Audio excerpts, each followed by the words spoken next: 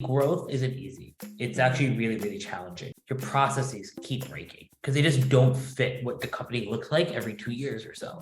So it's just a culture just evolves over time. It is a fun process, but it's also, I don't want to say that it's been hard. It's been rewarding to see the culture shift, especially as we've been growing. Welcome to Business Ninjas, brought to you by WriteForMe, where you'll hear from business leaders who are out there growing their business and slaying it every day. Learn from the masters. Let's get started.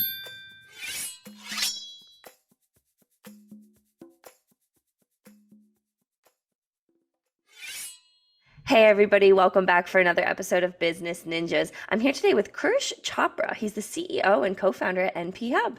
Krish, welcome to the show. Hey, thanks for having me today. Yeah, excited to have you. So, Krish, tell me a little bit about yourself. Well, I am the CEO and co-founder of a company called NPHub, the tech marketplace that helps nurse practitioners graduate on time. We've been in business now for about 7 years, and our whole kind of thesis is that nurse practitioners are kind of the solution to saving healthcare in the U.S. And we're trying to enable them to kind of graduate, get into practice, and getting them to see patients so we can fix the shortage we have in the U.S. Yeah. And I've had a phenomenal experience with nurse practitioners, over doctors. So I appreciate the work that you're doing. And like you said, it truly is. It's a very important industry that you're in, being able to connect, nurse practitioners with places. So talk to me more about how you do it. What do you do? Tell me more. Yeah. So these students, so basically these are graduate nursing students, right? So they've been in RN for a couple of years. They go back to school, and the way it works is that they have to do classroom training through their university gives it to them and all the boring stuff. And then they have to take half their time and go learn shadow in a hospital or a clinic. And that's where in the US, the infrastructure for these nursing programs to set that up for them doesn't really exist. So a lot of times students are finding it themselves. So they go to a website like mine, and I don't think there are any others like ours, but they go to our website, I should say, and then they basically very much how the Airbnb experience feels, right? That marketplace vibe where you kind of go in and you could search these placements that would fit their criteria. So any student needs something like between, 1 to 5 different types of rotations, like primary care, pediatrics, women's health, stuff like that. And they go to our website, and they can actually find all their criteria on what they would need for a clinical site, and then they can book it directly right there. And our whole claim to fame is it would take a student 6 months to find it themselves, but with us, they can do it in under 20 minutes. Wow. So you are a national company then? Yeah, I would say so. Yeah, I think we operate in something like 40 states. Wow. That's fantastic. And I can't even imagine the weight that you must take off of, students who are going through such a challenging time trying to just navigate and get through school, to have that weight taken off of them for that. I can't imagine the aid that you're able to provide to them. Knock on wood. I think one of my favorite sort of metrics in the business I love to kind of look at is our customer reviews, because it tells us a lot about our business, right? So you think about it, someone took their time to either leave a positive or negative review. Fortunately for us, most of them are positive, and they're usually really detailed, so they get to kind of shout out their coordinators, and it makes me feel, it makes the entire company feel like we're all doing something of value. Yeah. So, like you said, you've been with NPHub, you're co-founder, you've grown it. Talk to me about what the growth has looked like with NPHub. Oh, that's a hard, it's been fun, exciting, painful. It's I think a lot of people would say it's very stressful, depending on what the role is in the organization. I would say growth isn't easy. It's actually really, really challenging, because anytime you're growing, consistently more than 25-30% every year, your processes keep breaking because they just don't fit what the company looks like every 2 years or so. So that's what growth is. It's a kind of taking in a bunch of fun part, which is like the sales part, and they come in, and the hard part is the fulfillment and keeping them happy and all that. So growth is actually really, really challenging. It's fun, it's rewarding. I wouldn't change it. It's enabled us to employ people around the world. It's enabled us to I think help over 5,000 students graduate from school. Probably more than that number, to be honest with you. So it's been excellent. but it's also been really hard. Yeah. Yeah. And part of that growth and part of that change is, managing company culture. So talk to me about kind of what that looks like growing with NPHub. Yeah, I mean, I think similar to like your processes that evolve over time, your culture evolves over time, right? So you go from, I think a lot of startups, and we were very much like this in the very beginning stages. It's kind of like a family, and it's like these like 5, 8 people, 10 people, 12, eventually 20, kind of together, seemingly in a room, but like, over Zoom, working our way through every challenge. And then as you start getting bigger, you realize though, you can't kind of drag everyone along with you. The change in the culture is very much like, these are the standards, and this is what we set, and this is what the top performers set, right? In the organization, your A players, and then it's about everyone in the organization rising to that occasion and identifying this is where they like to be because of the benefits you get, which is you're around like-minded people, fun people, good work environment. Or if this is not, because it can be demanding, right? It can be relentless. It can be, ongoing every day, every month. It's new metrics. Some people want more relaxed settings. So it's just a culture just evolves over time. It is a fun process, but it's also, I don't want to say that it's been hard. It's been rewarding to see the culture shift, especially as we've been growing. Yeah. And I think too, off camera, you and I had a conversation about growth, about attrition and how that changes, and that it's not always a bad thing. Talk to me a little bit about, healthy attrition and what that has looked like within the company and within your experience as the CEO. Yeah. So a lot of times as your company's entering different stages, right? So you sort of like the processes you have from that 0 to 1 million don't last past 3 million, right? So you have to reinvent. So, you go from like that 1 million to 3 million, those processes work. And then at 3 million, well, they stop working. And then you have to reinvent them. And that 3 usually should carry you to hopefully about 8 to 10, etc. So we went through that, right? And we started really identifying some of these new processes that can scale up in your business. And when you have that, inevitably for a company, like you can only grow your business. You can only grow a business to the speed of your average employee. That's like sort of the curve. Right. So there's only 2 ways to increase the quality of your employees, of your team. There's only 2 ways. It's you bring in new people or you upskill and you train. Yeah. So we did a lot of upskilling, a lot of training, a lot of promotions, a lot of career development. And it works for the vast majority of people. But for some people, well, they decide or they don't want to stick around for that, or that's not really what they're interested in. No sweat to them. All the best. But that's where you have positive attrition, where every time you're hiring someone new, is your average quality of person getting better? And if that's the case, that is healthy attrition, and you want that. Is if you're doing it and you're sort of like, you can't backfill, you don't know how to train the person, someone leaves with institutional knowledge and you are stuck with like, you hire someone new, you have no idea how to train them, then that's not healthy.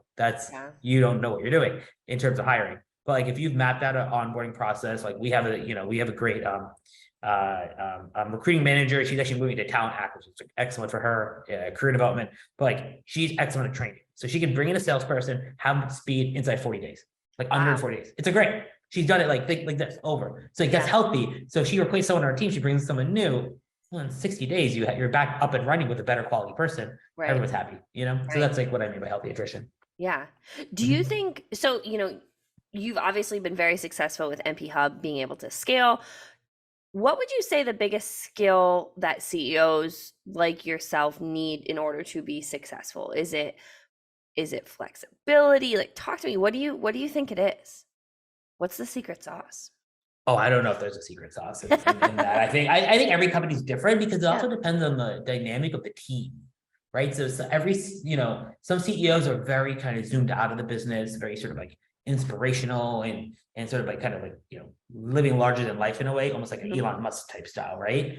Other CEOs are like a lot more involved and they like to kind of really do a lot of coaching. The first thing that comes to mind is I think every CEO has to be a strong communicator and strong in sales. That's what comes to mind. And I don't mean it's like sales, like they have to sell to customers. I think like when I think communication, it's like, look, I'm really good in communicating in small groups, like 1 to 1, 1 to 5, 1 to 8. once you get me past like 8 to 10 people in a room, like people will tell you I sort of like turtle and I stop talking. But that's just my style. So like I love to communicate in those group settings, and I do a lot of selling, not necessarily like, selling my product, but selling ideas, selling the vision of where the organization can go. Honestly, sometimes selling limiting beliefs, right? Like a lot of people are like, well, how do you know we can get there? Like, why can't we get there? You know? So that's, I think, like the communication style. And I think that in larger organizations, you have to learn to commute one to many, and in smaller ones, you more communicate one to one. And like I said, like I'm kind of communicating that like 1 to 10 range, So I think that's maybe that communication cadence and the ability to sell your ideas and get buy-in is probably the CEO's biggest responsibility, because in other organizations, the CEO might just only speak with investors and they're selling, raising capital, or they might actually be in sales and they're selling their product. I'm just not in that in those roles. I'm more in the culture, running the organization day to day and selling the vision. So it's just a bit different, but I would say the communication is the common denominator in all of those examples. What would you say, kind of thinking of that, either, about being a CEO, scaling a company, either about NPHub, what would you say the biggest misconception that you often hear is about, about any or all of those? I would think that there's this notion of kind of like the more you kind of move up in an organization, the less you work. And I've never found that to be true. I've never found that to be true.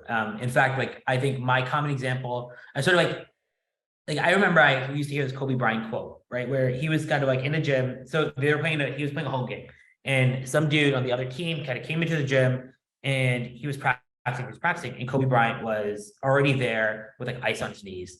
And like he had already practiced. And then the guy was like, practicing some more, and Kobe Bryant practiced even more. And when the guy stopped, he did like a full workout for 2 hours, and Kobe Bryant was still working out. And then they like, well, Kobe, like, the Lakers won the game, Kobe won the game. And then after the game, the guy, I forget his name, went up to Kobe and said, hey, like, what was up with the practice? And he said, Kobe said to the guy, I wanted you to know, no matter how hard you work, I will outwork you.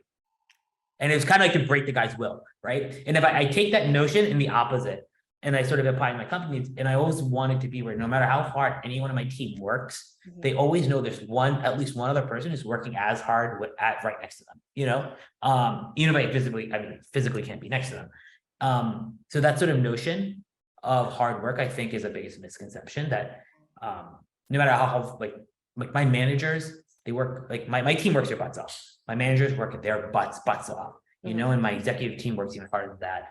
Nobody wants to leave things up to chance, like leave the one up to chance, like, oh, that person doesn't really carry their weight. And that's like something you definitely notice. Yeah. So I think too, you gain a lot of respect too, being in the trenches with your team. Do you agree with that? I don't think that's the only way to build respect. I would say that's my primary way of building respect. Yeah. Yes. I think, that certainly resonates. Yeah. Yeah. No, I agree with that. And, I've found too that companies that I've worked for, that I've been happy and I've been successful in, are leaders like you who have, who are willing to dig their heels in and work hard and put in those extra hours to be able to make the company successful. Because too, that creates, a sense of want, like you want to be successful, but you want to work for someone who wants you to be successful as well. Yeah, 100%. And there's also a hustle luck, right? Of like, luck. Like fortune favors the bold, fortune favors people who take action. If you're like running around creating a lot of inertia, positive things do eventually come your way. And I think it also sets the tone with the rest of the team that you can't politic your way to move up in the organization. It's literally about effort and results. Yeah. That's it. Yeah. Yeah. That's great. Well, kind of circling back to NPHub, what was there a time that you realized, like you said, it's a grind every day? Was there a time where you said, like, we're really onto something here? Like this is something that's working. Do you ever remember a time where that was the case for you? My gut response is no. I'm still trying to figure that out. I still have not acknowledged it.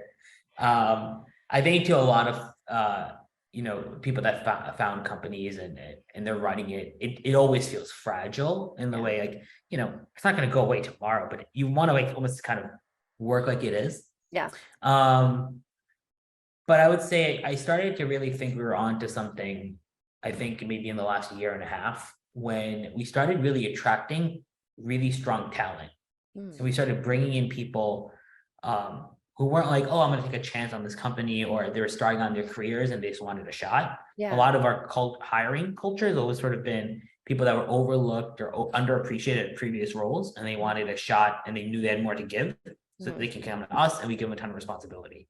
But over the last year and a half, we've started to now attract some top tier talent. You know, so bringing in people that have exit experience, people who have founded companies in the past, people that have managers, directors at different organizations and coming into our company. So and then the quality of advisors, the quality of like conversations we're having. So I think a lot of times the market tells you if you're onto something before you, at least in my experience, the market's told me I'm onto something before I've ever acknowledged it. Yeah. Well, interesting.